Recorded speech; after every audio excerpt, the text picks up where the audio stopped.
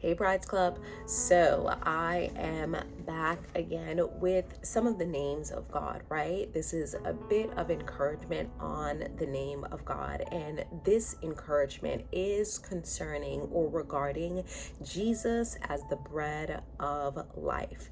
This is from John 6:48. Right? And it says, food that endures to eternal life.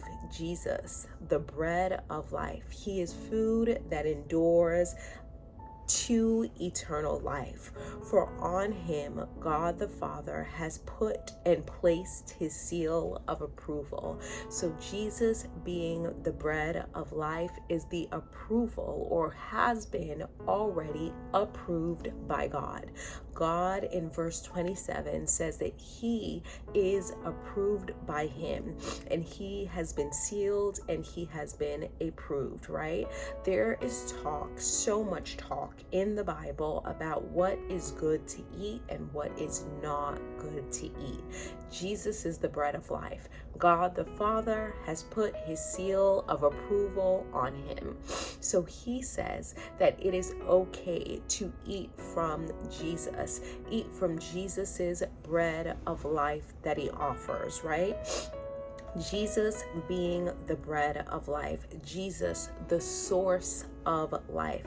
God has approved of Jesus. This is important for you as the bride to know that God has approved of Jesus, not as just anything, but Jesus as the bread of life, as your sustenance, as what you can rely on and can depend on spiritually to feed you, right? Jesus, God's Son, he says it countless times, but when Jesus is being baptized, he said that is his Son in whom he is well pleased.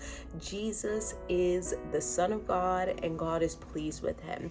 God has put a stamp, a seal of approval on Jesus and his names, and Jesus as the bread of life. In turn, you will never thirst or hunger. You will never be thirsty or hungry spiritually. You will never be thirsty or hungry because you have chosen to go to Jesus. And Jesus is the source that truly and fully satisfies. So you'll never thirst and hunger, right?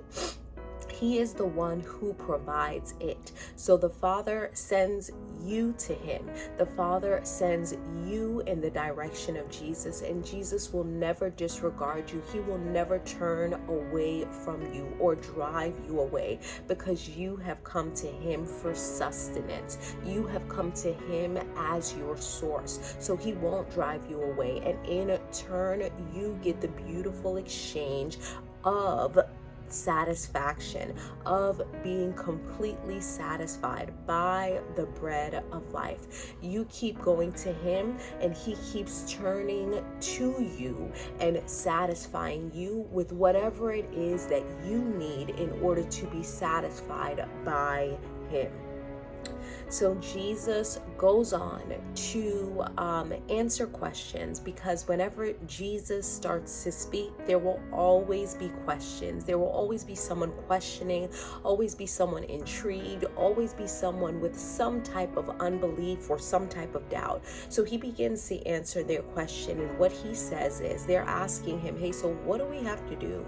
Like, what work do we have to do? Again, the Bible speaks about like rules and regulations about food. So they just want to know about Jesus being the bread of life. Now, what work would I have to do, right? And it says the work of God is this, to believe in the one he has sent.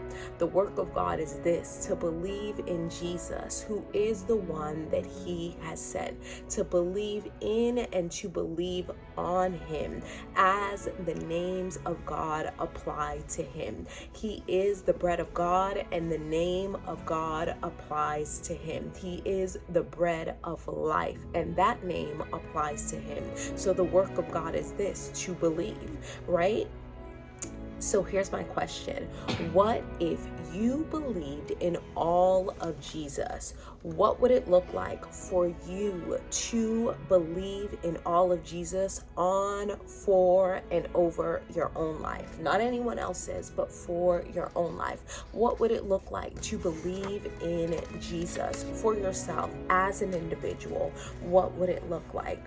In verse 37, Jesus says, all those the Father gives me will come to me, and whoever comes to me will he'll never drive away. So Jesus will never drive you away if you come to him. He said, all those the Father gives to me, and whoever comes to me, I will never drive away. In turn, you will never thirst or hunger. You will never be thirsty or hungry spiritually. You will never be thirsty or hungry because you have chosen to go to Jesus. And Jesus is the source that truly and fully satisfies. So you'll never thirst and hunger, right? He is the one who provides it. So the Father sends you to him.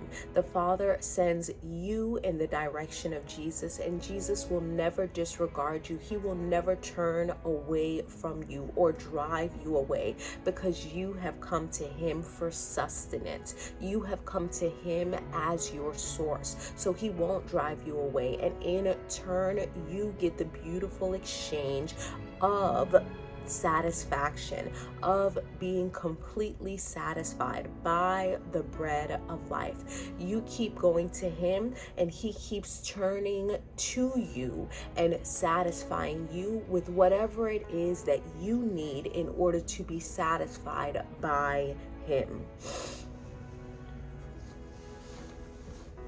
So in turn, you don't go looking for what Jesus provides elsewhere, because you have come to believe in him who God sent, that he is the bread of life, and that he is the one that is continuously pouring into you that life so that you can be satisfied in ways or in measures that only he would be able to be the source of, in measures that only he would be able to provide. So here is your reminder that Jesus is the bread of life, but it isn't enough to say it. It has to be believed by you, the individual. And now the question will always remain, what would it look like for you to believe on Jesus completely, to believe on Jesus fully as the bread of life, as the Son of God, as the one whom God is well pleased, as the one who will never drive you away, never push you aside, as the one who God has sent, as the one who God is instructing you to believe on, as the one who has the stamp and the seal of God's approval for you to run into at all times whenever necessary. What would it look like for you, the individual, the bride of Christ, to believe on Jesus for yourself?